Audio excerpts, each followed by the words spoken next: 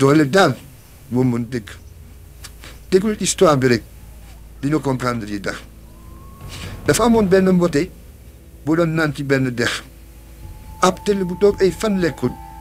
doon wër ndax fii fekk si ko fa rek ne ko kan moo la may fit ba ne xaja man sama ndox mi tey rek ne rek ay sama sëriñ pour ma mere wallaay mar doom na ma fi andi du leneen ma gis ndox mi neex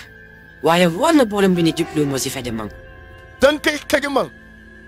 te xam naa ne sax yow fi nga nekk woon daaw di yàq sama der naka laa mënee def lu ni mel